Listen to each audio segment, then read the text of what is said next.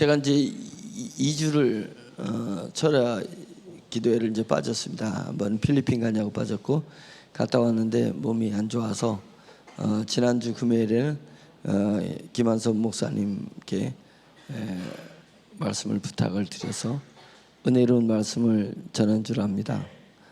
제가 이제 쭉 말씀을 이제 또 듣고 저도 은혜를 받게 되었습니다. 여러 사람들 앞에 세우시니 이제 그 말씀 가지고겠죠. 여러 사람 앞에 그 환자를 딱 세워놓고 그렇게 하셨다는 말씀이었는데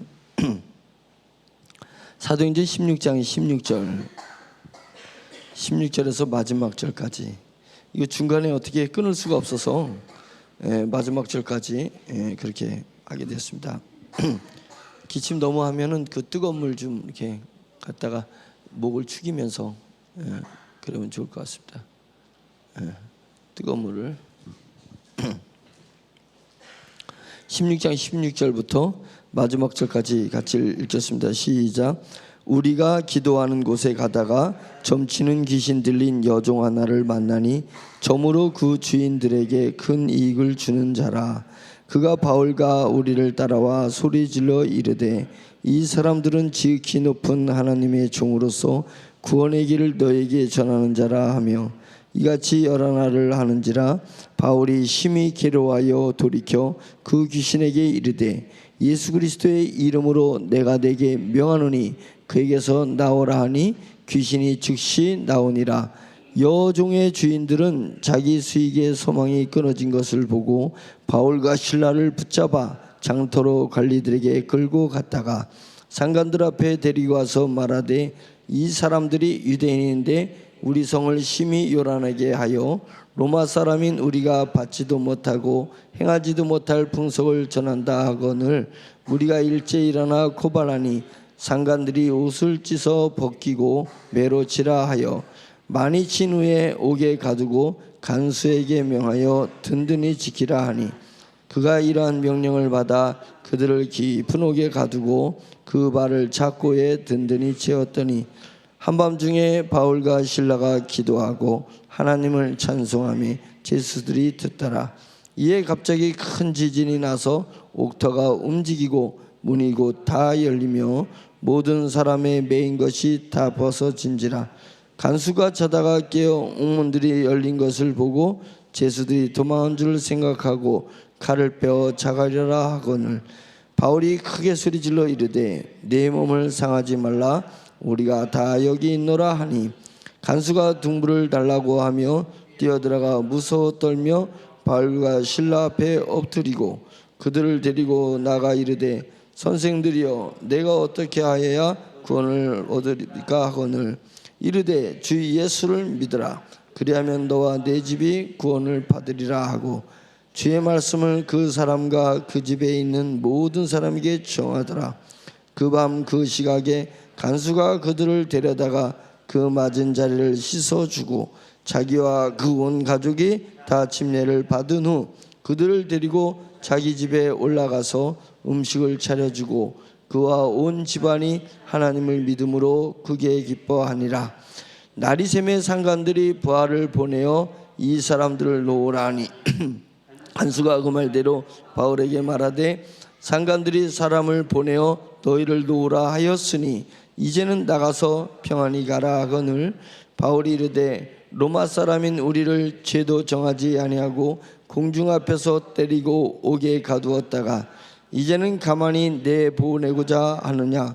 아니라 그들이 친히 와서 우리를 데리고 나가야 하리라 한데 부하들이 이 말을 상관들에게 보고하니 그들이 로마 사람이라 하는 말을 듣고 두려워하여 와서 권하여 데리고 나가 그 성에서 떠나기를 청하니 두 사람이 옥에서 나와 루디아의 집에 들어가서 형제들을 만나보고 위로하고 가니라. 아멘. 어떻게 이제 하루 잘 보내셨습니까? 하루에 자기가 처한 환경 속에서 여러 가지 일들을 겪기도 하고 또 어떤 사람은 뭐 신나서 죽을 정도로 기쁜 이런 삶을 살기도 하고, 어떤 사람은 갑갑하고 답답하고 열받고 뭐 이런 또 삶을 살다가 오늘의 우리가 모였을지 모릅니다. 우리가 인원이 그렇게 많은 인원이 아니니까 다들 어떻게 살았는지 그 사정을 알지만은, 이제 더 많은 사람들이, 크리스찬들이 모이게 되면 그들은 각자 자기의 삶을 살다가 또 예배 시간에 모여서 예배를 드리겠죠. 어떤 때는 내가 오늘 상식에 맞는 삶을 살다가 온 사람이 있고, 어느 때는 어처구니가 없어. 너무 그런 거 있잖아요. 그 애들 할 말 헐 거 있잖아요. 어처구니 없는 일을 당하다가 이렇게 삶을 당하는 일을 경험하고 그런 삶을 살다가 온 사람들이 있을 것입니다. 오늘 본문이 이제 순서에서 로마서 16장 16절부터 마지막 절까지 봤는데, 이게 빌립보라는 그 고을에서 도시에서 이 바울과 실라가 또 그 전도하는 무리들이 당한 어처구니 없는 일들입니다. 어처구니 없는 일들을 이제 경험을 하는 건데요. 크게는 세 가지의 상식 밖의 일이 어떻게 이렇게 한 번에 나열됐는지 모릅니다. 그래서 이 나열된 사건들을 보면서 상식 밖의 얘기입니다. 상식 밖의 이야기를 당할 때 주의 신앙의 선조들은, 또 영성의 위대한 사람은 이 어처구니 없고 상식 밖에 있는 일을 어떻게 처리해 나갔는지, 왜 처리해 나갔는지, 이런 부분들을 이 본문을 통해서 보게 되면 앞으로 우리가 어떻게 살아야 될 건지에 대해서 정확하게 나올 거라고 생각이 듭니다. 첫째는 바울과 실라가 이제 빌립보에서 이제 복음을 전하는데, 루디아라는 사람을 요 16절 바로 전에는 루디아라는 그 자색 옷천 장사를 하는 이제 그런 여인을 만납니다. 그래서 그 여인과 여인의 가정이 다 구원을 받고, 복음으로 말미암아서 구원을 받고, 바울과 실라를 자기 집으로 초대해서 여기를 본부로 삼아서, 기지로 삼아서 여기서 복음 전하는 일을 하십시오라고 해서 자기 집을 내어줍니다. 그래서 빌립보 도시에서는 바울과 실라는 루디아라는 여인의 집에 묵으면서 복음을 증거했던 일이 있습니다. 그래서 루디아의 집에서 묵으면서 이제 그 다음 날 이제 루디아 집에서 복음을 증거하러 이제 도시를 이렇게 성령님이 인도하시는 대로 도시를 나가는데, 이제 어떤 한 사건이 있냐면 귀신 들린 여자가 이제 등장을 합니다. 귀신 들린 여자인데, 이 귀신 들린 여자는 종이에요. 주인이 있어요. 근데 이 종이 어느 날 신들림을 받은 거예요. 신들림을 받으니까 이거는 진짜 귀신이 귀신같이 마치네, 이런 거 있잖아요. 귀신같이 맞춰버리는 거예요. 그런 부분들을 점을 기가 막히게 맞히는 거예요. 그래서 이 종 때문에 돈을 많이 벌어요. 돈을 많이 벌습니다. 사람들이 막 줄을 서는데 그 귀신 들린 집, 점치는 집 옆을 바울과 실라가 딱 지나가는데, 그 귀신 들린 여자가 막 점을 치고 막 이래다가 바울과 실라가 지나가니까 뛰어나오는 거예요. 뛰어나오면서 뭐라고 얘기했냐면, 아주 똑똑히 똑바른 얘기를 합니다. 똑바른 얘기를 해요. 17절에 그가 바울과 우리를 따라와서 소리질러 이르되, 이 사람들은 지극히 높은 하나님의 종으로서 구원의 길을 너에게 전하는 자다. 정확하잖아요. 지금 바울과 실라를 정확하게 얘기했잖아요. 야, 진짜 귀신같이 알아맞힌 거예요. 귀신같이 알아맞혔어요. 옳은 얘기를 했어요. 그렇습니다. 그런데 이같이 바울과 실라가 루디아의 집에서 어딘가를 전도회로 나가게 되는 그 길목에 이 집을 지나갈 때마다 이같이 여러 날을 와서 똑같은 얘기를 한 거예요. 이 사람들이 지극히 높은 하나님의 종으로서 구원의 길을 너에게 전하는 자다 라고 해서 사람들이 있는 데서 귀신 들린 자가 막 얘기를 하는 거예요. 야, 귀신도 이렇게 똑바른 얘기를 할 수 있는 건가? 어떻게 보면 매우 칭찬을 하는 거잖아요. 복음을 전하는 사람에게 지극히 높으신 하나님의 종이라고 하고, 이들은 구원의 길을 너에게 제시해주는 전하는 사람이다. 나를 어떻게 알아줬어요? 예? 괜찮네, 저 귀신도 나를 알아주니까. 예, 이것입니다. 그런데 그때 바울이 뭐라고 얘기했냐면 심히 괴로워했어요. 심히 괴로워했어요. 바울과 주의 제자들을 이렇게 알아줬어요. 인정해줬습니다. 칭찬해줬습니다. 근데 왜 바울과 실라는 심히 괴로웠을까? 심히 괴로웠을까? 그래서 심히 괴로워서 귀신에게 이르되 예수 그리스도의 이름으로 내가 내게 명하노니 그에게서 나오라 하니 귀신이 즉시 나왔다. 귀신을 쫓아버렸습니다. 자, 이것이 상식 밖의 얘기입니다. 이거에 어처구니 없습니다. 우리들의 삶을 돌이켜 보았을 때 저도 많이 그런 함정에 빠질 때가 많이 있습니다. 함정에 빠질 때가 많이 있는데, 누군가 내가 뭔가를 하려고 했을 때 사람들이 저에 대해서 칭찬을 막 해요. 나를 알아주고 나를 인정해 줬을 때 나도 모르게 싹 입이 싹 옆으로 올라가면서 가슴이 기분이 좋아지면서 흡족한단 말이죠. 근데 그 사람이 내 앞에서만 얘기할 때가 아니라 사람들이 많으면 많을수록 많은 데서 나를 막 칭찬하고, 정말 이분은 영성이 있으신 분입니다. 이 회장님은 대단하신 분입니다. 이러면 나도 모르게 으쓱한 거예요. 그래서 속으로는 조금만 더 해, 조금만 더 해. 이래잖아요. 우리 모습하고 사도 바울의 모습이 얼마나 다른가 한번 비교해 봅시다. 왜 사도 바울은 자신을 정확히 사람들한테 가르쳐주는 그 귀신을 괴로워하면서 쫓아냈냐?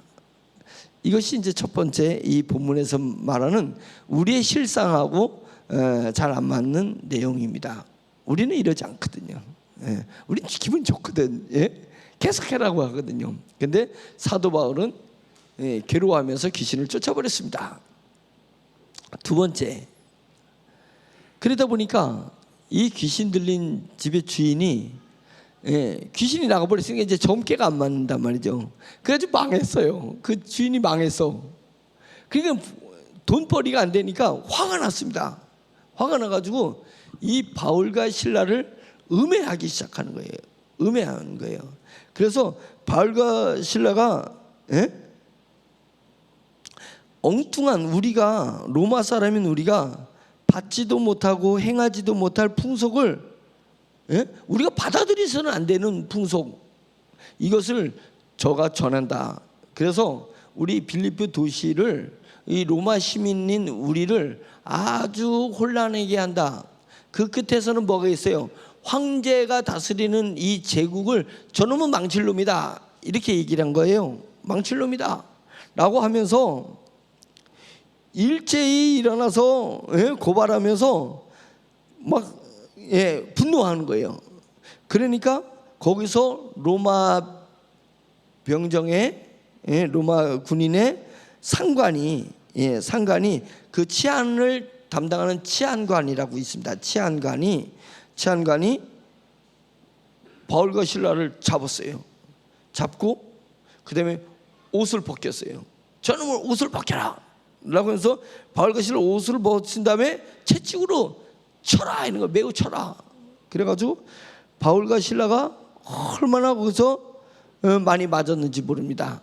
많이 맞았어요. 그리고는 옥에다 가두고 간수에게 명하여 든든히 지키라 했습니다. 얼마나 지금 억울해요. 바울과 실라가 예수의 이름으로 귀신을 쫓아냈는데 음해에 의해서 채찍에 그냥 이유 없이 두들겨 맞은 거예요. 채찍에 맞고 옥에 가뒀는데 그 옥이 그냥 일본 옥이 아니에요. 깊은 옥에다 가뒀습니다. 지하에다가 깊은 옥에다 가둬버렸습니다. 이게 얼마나 억울하냐 이거예요. 근데 억울하다는 것을 여기서 이제 좀 상식이 안 맞는 행동이 나온 거예요. 자, 이제 나중에 이제 기적이 일어나가지고 바울과 실라가 옥에서 풀어줬을 때 치안관이 이제 하루 있다가 내보냈단 말이죠. 내보내는데 바울이 이제 나가라 하라는데 안 나갑니다. 안 나가면서 바울이 뭐라 그러냐면 너희들은 로마 시민권을 가지고 있는 나를 어떤 재판도 거치지 않고 죄를 밝혀지지 않는 상태에서 먼저 처벌을 하는 것이 황제법에 맞냐? 딱 이런 거예요. 그러니까 이 치안감이 얼굴이 생긴 건 유대인이거든. 생기기 유대인이. 그러니까 반유대인이니까 유대인이 있고, 그 다음에 옷을 입은 거 보니까 전도자니까 옷을 제대로 입은 게 아니거든요. 채색 옷을 입은 게 아니거든. 그러니까 설마 제가 로마인일까 하고서는 그 음해에 의해서 쳤거든요. 먼저 채찍에다 쳐버렸거든요. 그리고 무조건 옥에 가뒀거든. 근데 이 사람이 로마 사람이라는 것을 듣고 상관이 이게 황제에게 고해버리면 골치 아픈 거거든. 고하면 자기 목 날아가는 거 아니에요. 관직이 사라지는 거 아니에요. 그러니까 화들짝 놀라고 옥에 와가지고 싹싹 빌었겠죠. 노여하지 말고 내가 실수를 한 거니까 좀 봐줘라고 막 빌으니까 사도 바울과 실라가 거기서 나와서 다시 복음을 전하러 갑니다. 자, 두 번째 희한한 일이 있습니다. 보세요. 자, 저놈들은 옷을 벗겨라 라고 해서 막 사람들이 달려들어서 옷을 막 벗기고 때릴 준비를 한단 말이에요. 때릴 준비할 때 막 옷만 벗겨서 때렸겠어요? 옷을 벗기고 양쪽에 기둥에다 묶고 팔을 묶고 막 이럴 거 아니에요. 그때 저라면 상식적으로 야 이놈들아, 내가 로마 시민인데 재판도 안 하고 나를 이렇게 때릴 수 있어? 니 나를 때렸다가 내가 황제한테 이제 고소해버릴 거다 라고 했으면, 어차피 말할 거면 그때 말이지, 맞기 전에 말이지. 그때는 아무 말도 안 해요. 그리고 채찍 그냥 좋아, 타이밍을 놓치고 설마 저놈들이 날 때리겠냐 했는데 채찍을 그냥 채찍이 일반 채찍이냐고. 예수님이 채찍을 때릴 때는 채찍글에 살점을 뜯어내는 게 있었거든요. 그 당시에 로마의 채찍은 한번 채찍에 감기면 살 한 점을 뜯어내는 거잖아요. 그래서 40대를 맞으면 죽어요. 죽는 형이라고. 그래서 40의 상징에서 40대를 안 때려서 40의 하나를 감하는 매를 거의 다 때리거든요. 40의 하나를 감하는 매를 때리거든요. 근데 죄수는 십자가 못 박아 죽은 죄수는 40대를 때려버립니다. 거기서 채찍 맞아 죽으나 못 박혀 죽으나 죽이기 때문에. 그런데 일반 죄수는 40의 하나를 감하는 39대를 때립니다. 그만큼 죽음에 참혹한 것입니다. 사도 바울은 얼마를 맞았는지 얘기하고 있지는 않지만 뭐가 되든 같은 로마 시대의 채찍이라면 살점을 뜯어내는 채찍일 수도 있다 이거예요. 그런데 설마 때리겠어라고 했는데 맞았다 이거야. 한 대 맞으면 어떻게 됐어요? 화들짝 놀라가지고 야 이놈들아, 내가 로마 시민이야. 그때도 얘기했을 수 있는데 안 했단 말이에요. 좋아, 채찍에 맞아가지고 거기까지는 버텼는데 이들을 채찍 때리고서 놔주는 것도 아니고 이제 옥에다 가져버리려고 할 때 간수가 있었어요. 간수한테 그냥 피를 흘리면서 뭐라 했을까요? 이놈들 내가 로마 시민인데 했을 거 아닌데 그때도 얘기 안 했단 말이에요. 이게 지금 상식이 안 맞아요. 상식이 안 맞는단 말이에요. 우리는 그리스도이나 그리스도인이 아니나 또 그리스도인이 우리가 아니었다가 예수 그리스도를 믿는 사람이 돼서 그리스도인이 되었습니다. 크리스찬이 되었습니다. 구원을 알았고 예수님의 은혜를 알았습니다. 그런데 우리가 그리스도인이 됐다 하더라도 우리는 늘 평강을 사모하고 남들한테 인정받는 것을 사모하고 억울함 당하지 않는 것을 우리는 주장하고, 이왕이면 더 기쁘게 살고 싶고 이왕이면 더 평안하게 살고 싶고 이왕이면 더 인정받고 싶은 게 우리의 상식이 아닙니까? 우리가 예수 그리스도를 믿는 그리스도인이 됐으니까 이제는 그런 거 다 떠나가는 거 아니잖아요. 그게 인지상정이에요. 누구나가 그런 거예요. 우리가 그렇게 살고 있어요. 제가 만약상 그 자리에 있었다면 제가 가만히 있겠어요?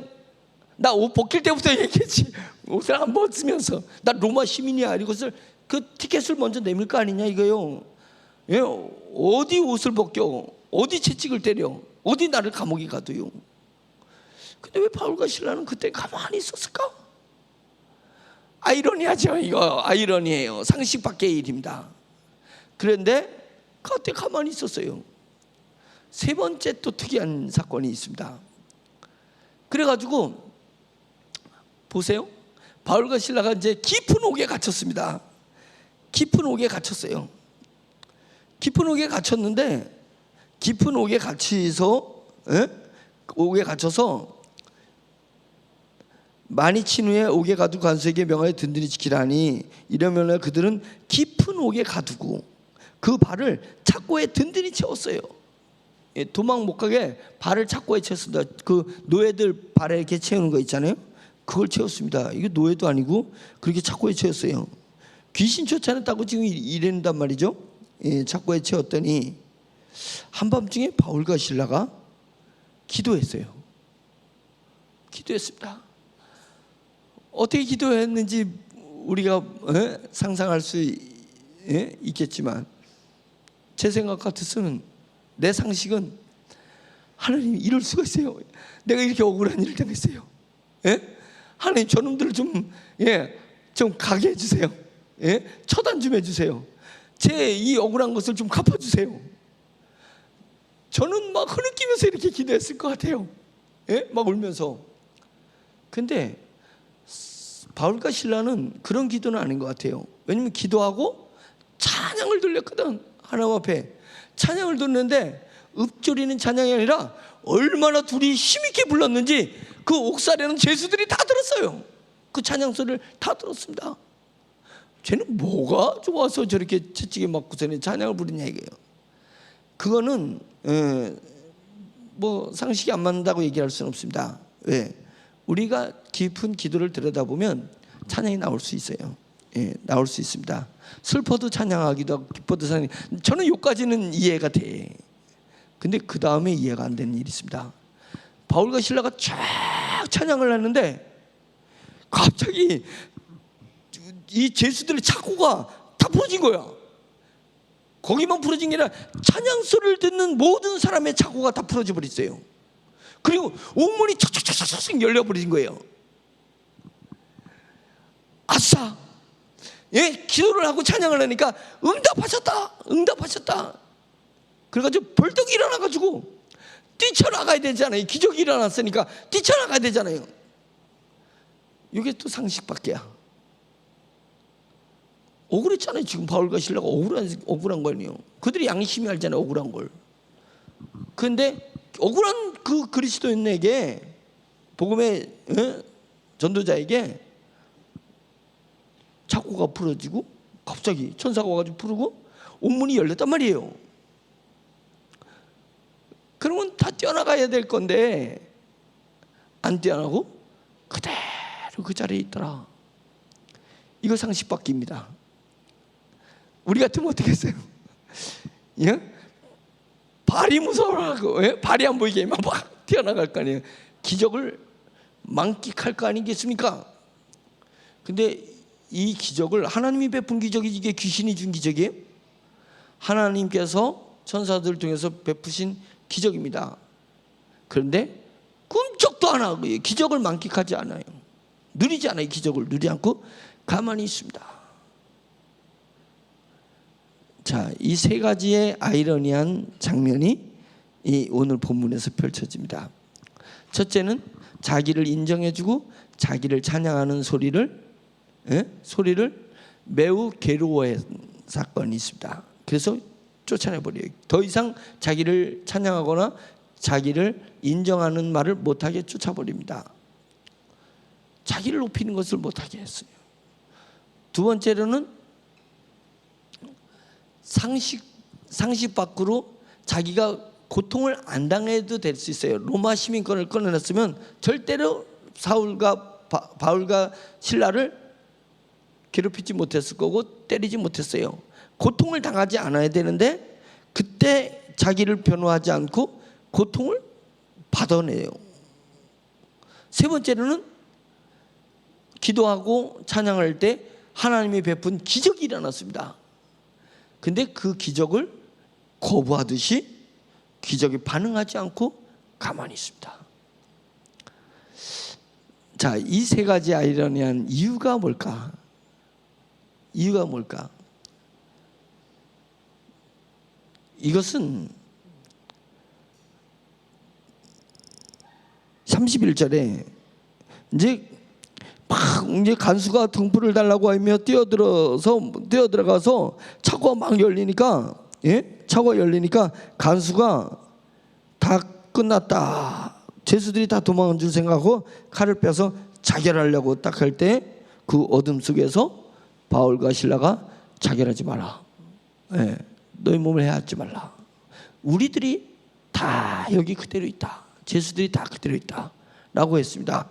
그 소리가 들리니까 그제서야 횃불을 들고 감옥 깊은 곳을 비춰보니까 죄수들이 다 있는 거예요. 그러니까 그 자기를 자결하려고 했던 그 간수가 무릎을 탁 꿇고서는 무릎을 꿇고 바울과 실라 앞에서 간곡하는 거예요.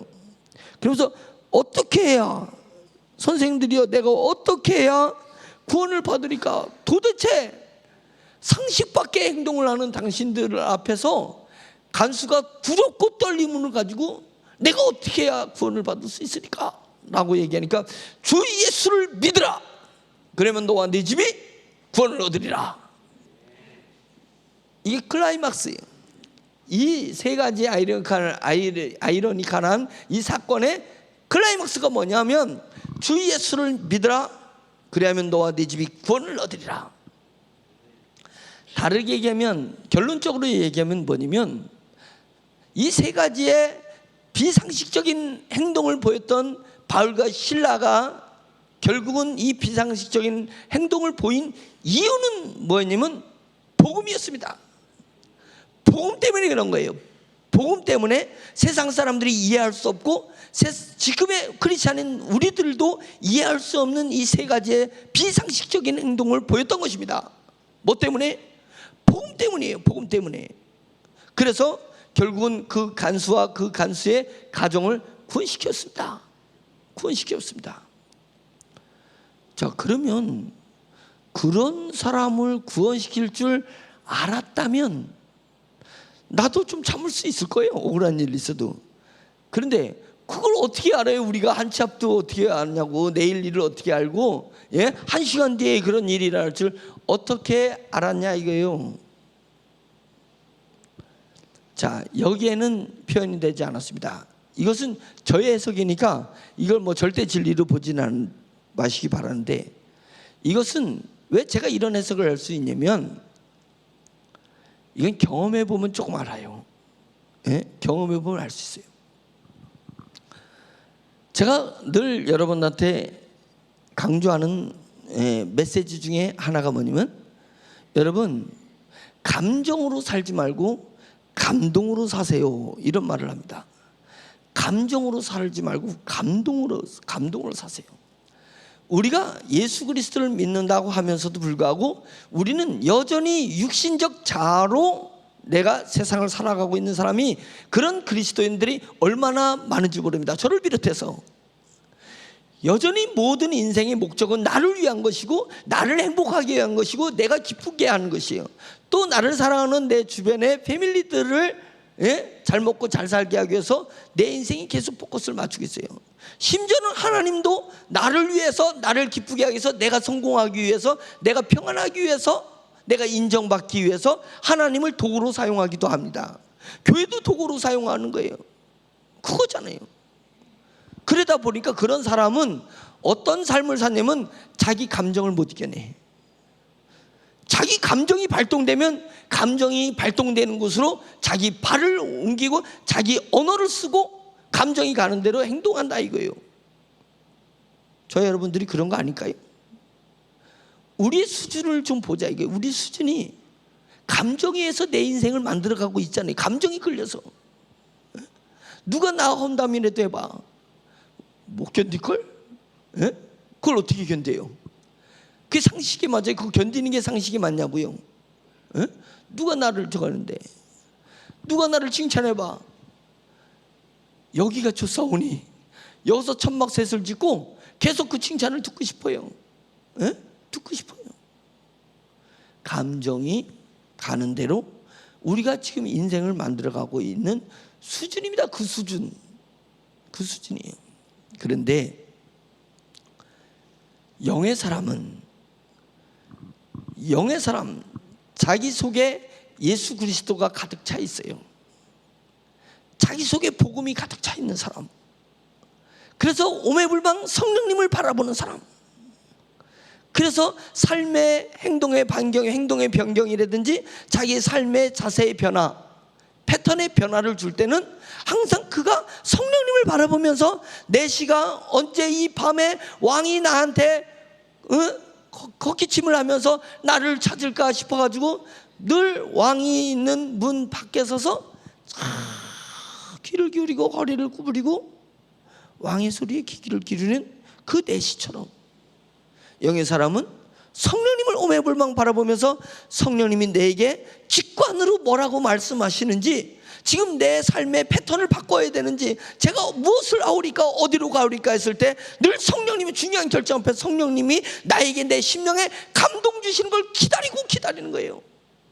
그게 영의 사람이잖아요. 감동이 왔을 때 이때다 하고서는 배아로 행동에 옮기는 사람. 세상 사람들이 준비 안 됐어도 그것이 나랑 뭔 상관이에요? 세상 사람들이 나를 반기지 않아도 그건 뭔 상관이에요? 성령님이 내게 지금 감동 주셨으니까 나아가는 사람, 이 사람이 성령의 사람입니다. 이 사람이 영적 자아로 살아가는 사람입니다. 이 모습이 얼마나 멋있는 모습이고 이 모습을 우리가 얼마나 동경하고 있냐. 그 모습은 감동에 의해서 움직이는 크리스찬들을 동경하지 않고 감정에 의해서 움직이는 나로 만족하고 자족하고 계속 이것을 주장하면서 살아간다면 그들은 이 상식 밖의 행동을 한 사도 바울과 실라의 세 가지 행동을 이해할 수 없을 것이다. 이해할 수 없을 것이다. 바울과 실라가 귀신 들린 자가 자기를 칭찬해서 자기가 감정이 으쓱할 그게 아닙니다. 저가 나한테 칭찬할 때도 바울과 실라는 영의 소리에 귀 기울이는 거예요. 성령님의 감동에 귀 기울이는 거예요. 얼마나 아쉽고, 빌립보 교회 빌립보 도시에 처음 갔을 때 복음 전하는 사람이 처음 갔을 때 얼마나 의리겠어요. 어디도 나를 칭찬해주고 어디도 내 편에 있는 사람을 얼마나 찾았겠어요. 우리도 낯선 곳에 전도여행을 가보면 얼마나 내 편에 한 사람이 아쉬울 텐데 나를 칭찬해주는 사람이 나타났으면 내 감정이 얼마나 끌리고 그 사람을 통해서 내 전도를 뭔가를 하려고 하지 않겠어요. 그런데 자를 칭찬할 때 우리는 거기서 빠지지만 바울과 실라는 칭찬하는 말에 빠지지 않았어요. 뭐였어요? 성령님의 소리를 듣기를 원했고 성령님이 내 가슴에 울리는 감동을 듣기를 원했던 거예요.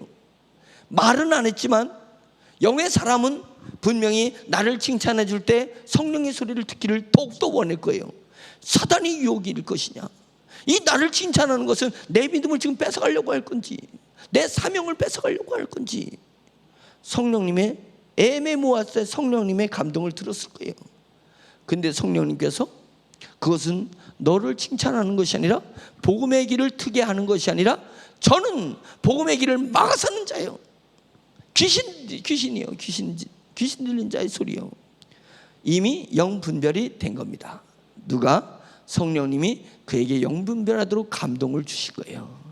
그러니까 자기를 칭찬하는 것이 기쁘고 즐겁고 으쓱한 것이 아니라 그는 괴로운 것입니다. 영이 분별되니까 괴로운 거예요. 괴로우니까 참다 못해서 예수 그리스도의 이름으로 명하니 더러운 귀신을 나가! 귀신이 나가버린 것입니다.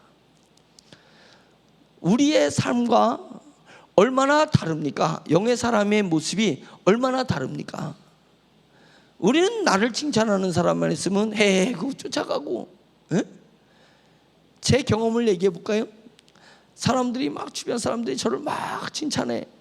칭찬하면서 참 바르고 막 이랬는데 그들이 넌 크리스찬이야. 그럼 갑자기 내가 예수 그리스도를 이때 얘기해야 되는데 내 이 칭찬이 꺾일 것 같아. 지금 잘 나가고 있는데 초칠 것 같아. 내가 이 상황에서 예수 그리스도를 끌어내거나 이러면, 하나님의 일을 얘기하면 초칠 것 같단 말이에요. 초칠 것 같았어요. 그래서 괜히 초치지 말고 가만히 있자, 이런 적이 많았었어요. 제가 그런 적이 많았었습니다. 목사인 나도 그런 적이 많은데, 집사님들을 무시하는 건 아니고 여러분들은 얼마나 많았겠어요?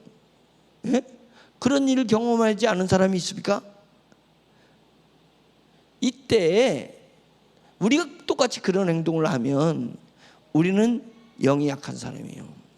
성령이 충만한 사람도 아니고 우리는 영적 자아로 내 삶을 살아가지 않는 사람이라는 것을 깨우쳐야 되는 것입니다. 깨우쳐야 되는 거예요. 나를 위해서 살지 말고 주를 위해서 사는 것입니다. 내 영광을 위해서 살지 말고 주님의 영광을 위해서 사는 것입니다.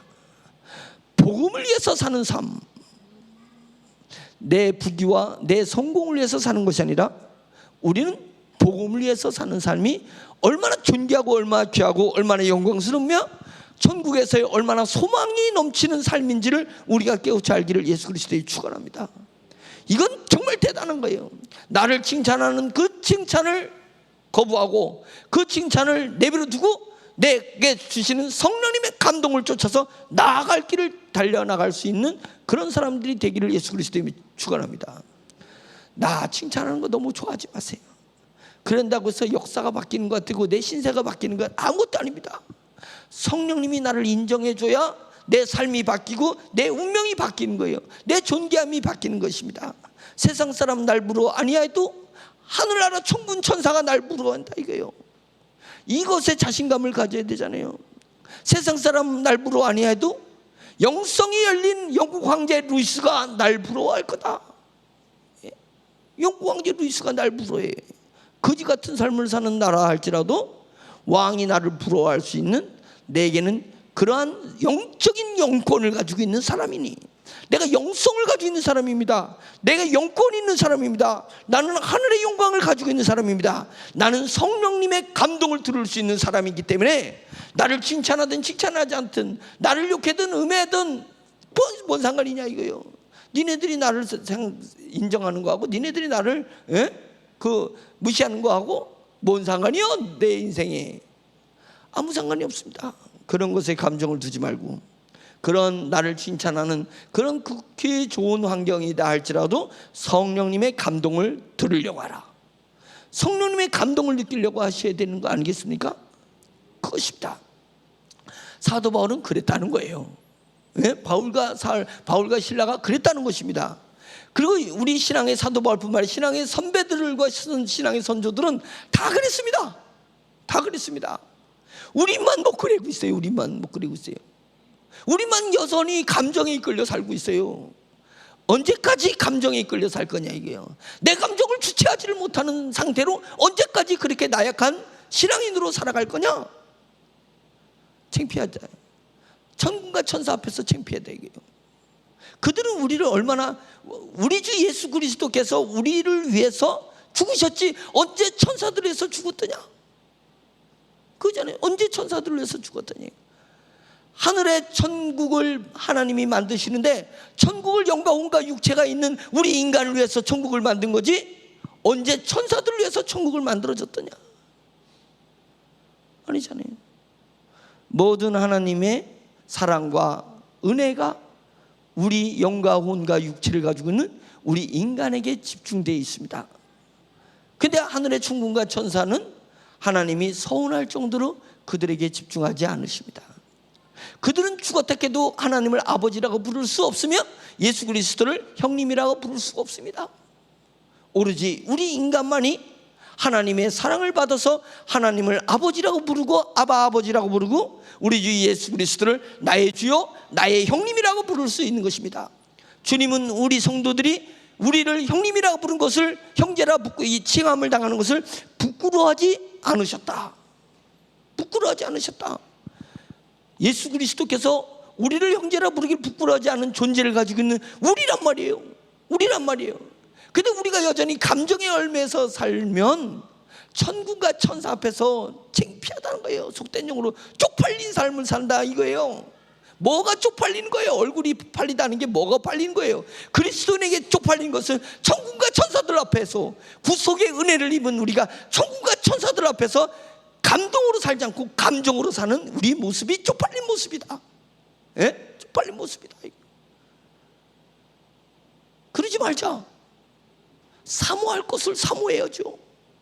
사모하지 않을 것을 사모하면서 내 인생 다 버릴 거냐 이거예요. 사모할 것을 사모하는데 그 사모하는 것은 나를 칭찬하는 이런 것에 아랑곳하지 않고 성령이 감동해서 나가는 것입니다. 그 다음에 두 번째는 그거잖아요. 내가 억울한 일을 당해. 지금 여기서 내가 내 신분을 밝히고 나를 변호하고 나를 막아서면 이 위기를 면할 수 있고 이 핍박과 이 환난을 면할 수 있어요. 그런데 그때도 성령님의 감동을 기다렸다는 거예요. 우리는 너무 빠르죠. 내 보호 본능이 너무 빨리 작동하죠. 보호 본능이 너무 빨리. 그래서 내가 조금이라도 손해 본다고 생각해 보세요. 내가 조금이라도 억울한 일을 보세요. 성령님에게 묻기도 전에 반응 못 해버리는 거예요. 피하려고 하는 거예요. 도피하려고 하는 거예요. 토로하려고 하는 거예요. 나 억울하고 토로하려고 하는 거예요. 면피하려고 하는 거예요. 얼마나 그거는 종광석같이 빠른지 모릅니다. 예? 내가 당하는 것에 대해서 그걸 면피하려는 것이 얼마나 빠른지 모릅니다. 우리 자신 그렇게 살았지 않았어요? 지금도 그렇게 살고 있지 않아요? 조금만 억울한 일 당하면 못 견디는 거 아니겠어요? 조금만 사람들 앞에 무시하고, 조금만 내 몸에 핍박이 오고, 우리 가정에 핍박이 오고, 내 경제에 손실이 오고, 예? 내 이익에 반하는 일이 일어나게 되면 우리는 얼마나 그것을 방어하고 대처하고, 예? 싸웠냐 이거예요. 싸웠냐 이거예요. 그런데 그것은 육신의 자의 삶이에요. 사도 바울은 그때도 자기 옷을 막 벗길 때도, 그 다음에 채찍을 들어서 채찍에 맞을 때도, 몇 대를 맞았지만 채찍에 맞을 때도, 그 다음에 옥에 끌려가서 노예처럼, 예? 착고에 차일 때도 사도 바울은 뭐에 집중됐을까요? 성령님의 감동에 집중되어 있었습니다. 성령님께서 잠잠하라, 기다리라, 인내하라, 분명히 이런 감동을 주셨을 거예요. 억울해도 인내해야 되는 거예요. 억울해도 인내해야 되는 거예요. 그래서 가만히, 예? 어린 양이 도살장으로 끌려가는 우리 주 예수 그리스도의 모습처럼 사도 바울도 변호하고 변명할 수 있지만 오로지 성령님의 감동에 의해서 복음의 길을 걷는 것입니다. 언제 주님께서 우리가 복음의 길을 걸 때 평탄한 길만 있고 승리하는 길만 있고 기쁨의 길만 있다고 했습니까? 그리고 우리의 선배들과 선조들이 평균적으로 얘기했을 때, 예? 평균적으로 했을 때, 사례로 봤을 때 언제 그들이 평탄한 길만 걸었습니까? 그들은 감동의 길을 걸은 거예요.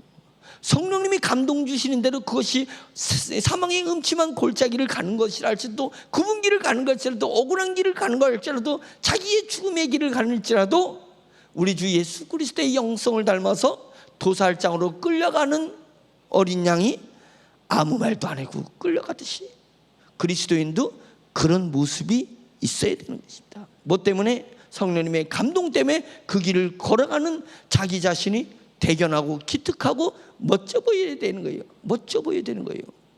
그러니까 멋짐은 내가 환난을 당할 때도 멋지다고 할 수 있습니다. 영의 사람으로서 내가 배고프고 굶주리고 내가 억울해도 나는 성령님의 감동에 따라 가기 때문에 내 길은 확실한 길이고 내 길은 영광의 길이고 내 길은 주님이 기뻐하시는 복음의 길이기 때문에 멋지다고 하는 거예요. 자기는 멋진 거예요. 남들은 병신, 바보, 천치, 이런 소리를 내가 해도 나는 멋져. 나는 멋져. 왜? 성령님만 나를 인정하면 되는 거니까. 하나님만 나를 인정하면 되니까. 이 길 끝에는 언젠가 복음으로 나를 쓰실 거니까. 그래서 그 고난을 뚫고 간 거예요. 그런 다음에 기적이 일어났잖아요. 자꾸가 풀리고 옥에 갇히고. 이런 기적 봤어요? 나도 한번 그런 기적 좀 한번 체험. 이 물질이 바뀌는 기적은 대단한 기적이에요. 제가 병 나는 기적은 체험했고, 그 다음에 막 티눈 뽑히는 거, 이런 것도 체험해봤고, 환상도 받고, 방언도 받고, 통변 은혜도 받아봤고, 그런데 물질이 바뀌면 막 차고가 막 천사가 와서 차고가 불러지고 막 옥문이 열리고 이런 기적은 아직은 체험 못했거든요. 그러니까 그런 기적을 체험하게 되면 얼마나 짠하겠냐 이거요. 얼마나 막 흥분하겠냐 이거요. 그래, 내가 이런 기적을 봤다고 막 난리를 치고 내가 선지자가 됐어. 이제 막 선지자 됐어요. 영적 지도자 됐어. 막 신나. 그때도 감정에 얽매이지 않잖아요. 사울 바울과 실라가 묵묵히 기적이 일어났는데 가만히 있잖아요. 꼼짝도 안 하고. 들고 뛰고 난리가 나야 될 때도 가만히 있잖아요. 기적을 일으켰는데도 가만히 있잖아요. 그 기적은 무엇으로 인한 기적이요? 환난과 역경을 참고 인내한 것에 대한 대가로 하나님이 주신 기적인데도 그것을 누리지 않고 가만히 있잖아요. 왜일까요? 또 결론이에요. 감동을 받은 거예요.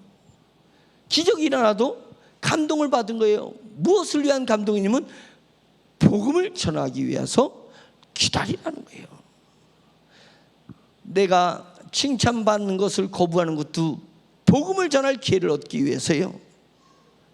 내가 억울한 일을 당해서 핍박과 환난과 고통이 내게 임해도 기다리는데 복음을 전할 기회를 얻기 위해서 기다리는 거예요.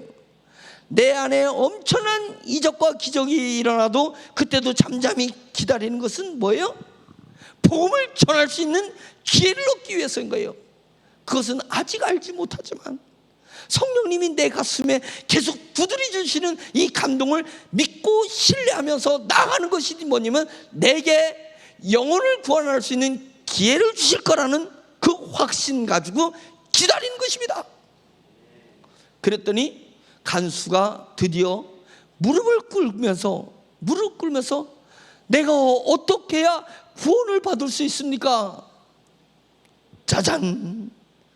드디어 기다렸던 그 도전이 온 것입니다. 내가 어찌하여 구원을 받을 수 있습니까? 바울이 응집되어 있는 세 번의 그런 상황에서도 응집되어 있는 감동이 바울 속에서 터져나면서 한 메시지가 뭐예요? 주 예수를 믿으라. 그러면 너와 네 집이 구원을 얻으리라. 멋지잖아요. 예수 그리스도를 자기의 칭찬을 뿌리치고 자기의 억울함을 뿌리치고 기적을 뿌리치고 뱉는 그 한마디 메시지, 주 예수 그리스도를 믿으라 이거예요. 이 한마디를 외치기 위해서 소쩍새는 밤마다 그렇게 울었나 보다. 뭐 이 정도 되면 그 영광의 장면과 그 영광의 현장에 내가 존재하고 있다라는 자부심, 이 맛을 느껴보면 세상의 얄팍한 기쁨이라든지 세상의 그러한 고통이나 그런 칭찬이나 기적 이런 것에 마음을 뺏기지 않을 것입니다. 너는 지킬 것 중에 네 마음을 지켜라. 여러분, 우리가 지킬 것이 무엇이 있습니까? 내 마음속에 있는 믿음을 지키는 것입니다. 믿음을 지키는 것이 내가 서 있어야 될 것이고 내가 서 있는 목적입니다. 믿음 안에는 성부와 성자의 성령이 천상의 하늘에 신령한 모든 복을 하나님이 믿음의 보따리에 넣어주시고 그 믿음을 나에게 선물로 주셨습니다. 믿음은 땅에서 난 것이 아니요 하늘의 선물이라고 했습니다. 그 선물이 믿음의 보자기에 성부, 성자, 성령님의 영성과 하나님의 영광과 하나님의 마음을 담으시고 하늘에 속한 모든 신령한 복을 거기다 넣어서 우리 속에 넣어주셨으니 우리가 우리를 칭찬하는 것에서 믿음을 지켜야 됩니다. 우리를 핍박하고 우리를 괴롭게 하는 것에서 믿음을 지켜야 됩니다. 기적과 이적과 세상의 신기한 것에서 우리를 지켜야 됩니다. 지켜야 됩니다. 갑자기 우리가 로또가 맞아가지고 20억이 생겨도 우리를 지켜야 됩니다. 예? 그걸 지켜야 되는 거예요. 갑자기 뭔 일에 횡재를 터져도 지켜야 되는 거예요. 뭘 지켜요? 오로지 우리는 어떠한 세상의 변화 속에서도 우리 속에 있는 믿음을 지키려고 해야 된다. 믿음을 지키려고 한다. 그 믿음 안에 성령님의 능력이 있는 것입니다. 성령님의 능력이 있고 성령님의 능력 속에 소망이 있는 거예요. 소망이 있는 것입니다. 구원의 소망, 사역의 소망, 예? 사명을 감당할 수 있는 그런 소망, 그리고 그 위에 하나님께 영광의 나라에 들어갈 수 있는 그 소망이 내 속에서 있는 것입니다. 그래서 그런 영성의 놀라운 기쁨과 은혜를, 그 감격을 우리가 맛볼 수 있기를 간절히 원합니다. 그 맛을 느낄 줄 아는 성숙한 그리스도인, 예? 영적인 그리스도인, 영광의 그리스도인, 멋쟁이 그리스도인이 되기를 예수 그리스도인으로 축원합니다. 말씀을 생각하면서 우리 통성으로 기도합시다. 통성으로 기도합시다. 하나님은 내 입술을 보시지 않습니다. 하나님은 사람은 외모를 보나 우리 하나님은 마음의 중심을 보신다고 하셨으니 우리 하나님은 내 입술을 보지 않으셔요. 우리 하나님은 내 심령 속을 보십니다. 그래서 내 심령을 다하여 주여 한번 외치면서 내 마음을 모아 주님 앞에 부르짖는 것이 기도이니 주여 한번 외치고 기도하겠습니다.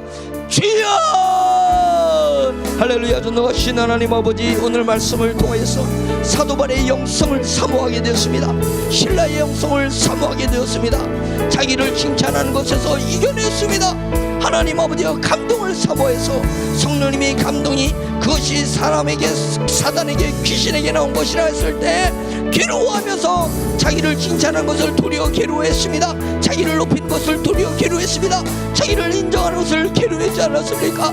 하나님 아버지여, 저도 그런 삶을 살게 해주시옵소서. 세상의 칭찬을 거부할 수 있는 하나님 아버지여 그런 영성을 주시옵소서. 우리에게 그런 영적인 능력을 주시옵소서.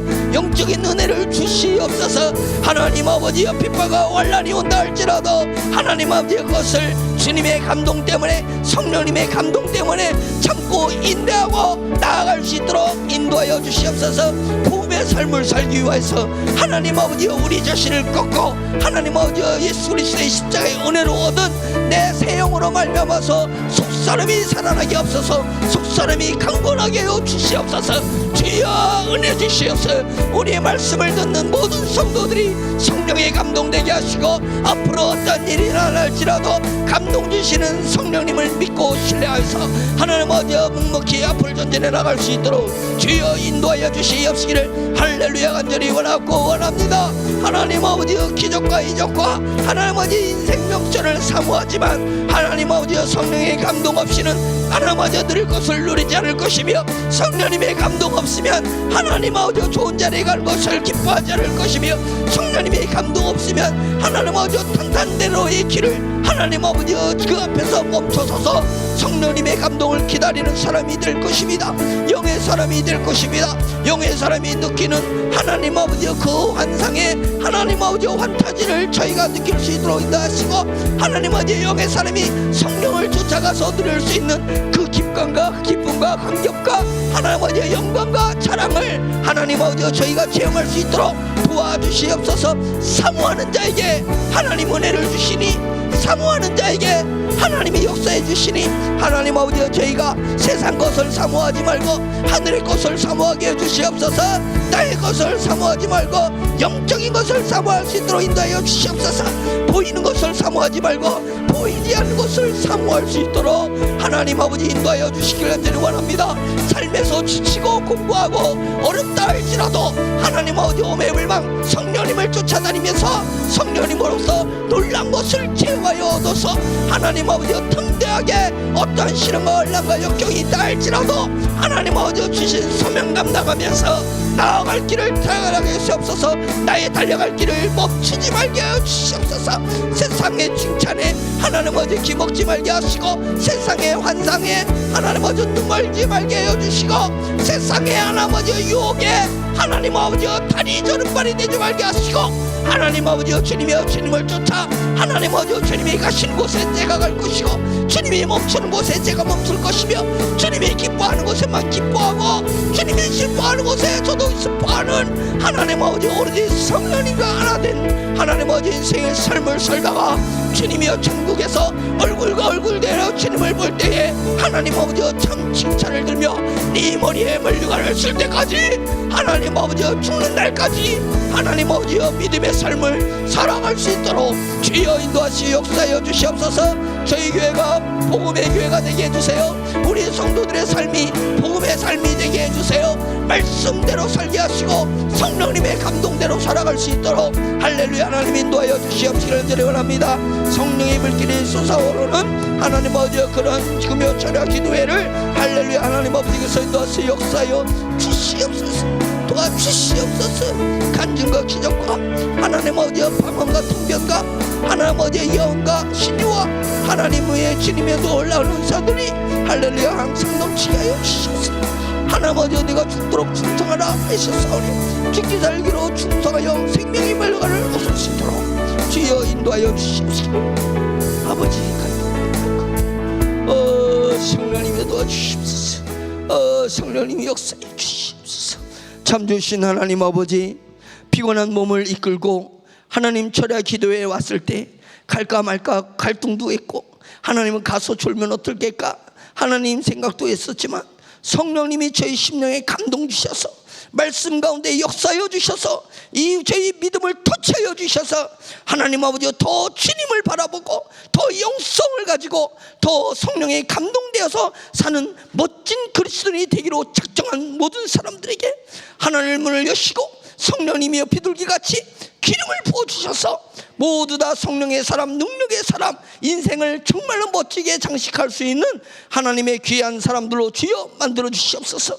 하나님 늘 성령의 감동되어 말씀을 전하게 하시고 성령의 감동되어 말씀을 받게 하셔서 전하는 자나 받는 자나 모두 하나님 안에서 한 자녀로서 합력하여 하나님의 나라와 하나님의 영광을 위해서 전진할 수 있도록 주여 인도하여 주시옵소서. 성령의 바람이 불면 코스모스가 흔들리듯이 나뭇가지의 나뭇잎들이 흔들리듯이 우리의 삶에 성령의 감동의 현상들이 주님여 체험되어 할 수 있도록 주여 인도하여 주시옵소서. 이 자리에 참석하지 못한 우리 모든 성도들 어디 있든지 한량없는 주님의 은혜와 보호하심 속에서 하나님 우리 주 예수 그리스도의 보혈의 은혜를 입어서 승리하는 삶을 어디서나 다 살 수 있도록 주여 역사하여 주시옵소서. 우리 주 예수 그리스도의 이름으로 감사하며 기도드렸습니다. 아멘.